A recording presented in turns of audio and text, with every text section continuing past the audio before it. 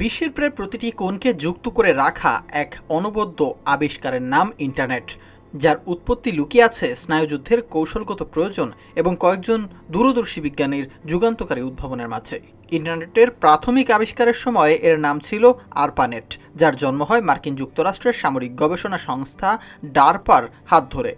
1960-এর দশকে স্নায়ুযুদ্ধের উত্তেজনার সময় মার্কিন সামরিক বাহিনী এমন একটি যোগাযোগ ব্যবস্থার প্রয়োজনীয়তা অনুভব করে যা পারমাণবিক আক্রমণে দেশের টেলিফোন বা যোগাযোগ ব্যবস্থাকে ধ্বংস হয়ে গেলেও টিকে থাকতে সক্ষম হবে। এই ভাবনা থেকেই Defense Advanced Research Project Agency DARPA একটি বিকেন্দ্রীকরণ কম্পিউটার নেটওয়ার্ক তৈরির উদ্যোগ নেয়।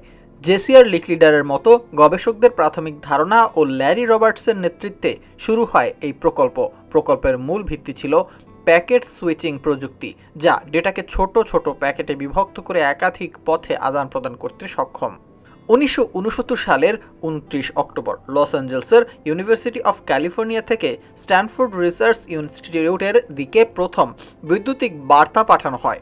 প্রথম বার্তাটি ছিল কেবল 2টি অক্ষর, LO। মূল শব্দটি ছিল লগ ইন। যদিও সিস্টেমটি ক্র্যাশ করার আগে কেবলমাত্র 2টি অক্ষরই পাঠানো সম্ভব হয়েছিল, তবুও এটি ছিল আধুনিক ইন্টারনেটের যাত্রা শুরুর ঐতিহাসিক মুহূর্ত। এই ইন্টারনেটই আরপানেট নামে পরিচিতি লাভ করে। পরবর্তী গুরুত্বপূর্ণ ধাপটি আসে 1970-এর দশকে। বিজ্ঞানী ভিনটন সার্ফ এবং বব কান মিলে একটি প্রোটোকল তৈরি করেন যা বিভিন্ন নেটওয়ার্ককে একে অপরের সাথে কথা বলার অনুমতি দিত।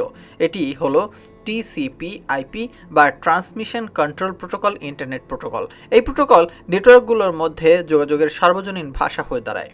1980-র দশকে আরপানেট শিক্ষাবিদ এবং গবেষকদের কাছে উন্মুক্ত হয়, তবে ইন্টারনেটকে সত্যিকারের বৈশ্বিক মঞ্চে নিয়ে আসেন ব্রিটিশ কম্পিউটার বিজ্ঞানী স্যার টিম বার্নার্স-লি, যিনি 1989 সালে ওয়ার্ল্ড ওয়াইড ওয়েব বা WWW এর উদ্ভাবন করেন। HTML HTTP প্রোটোকলেরও উদ্ভাবন করেন তিনি।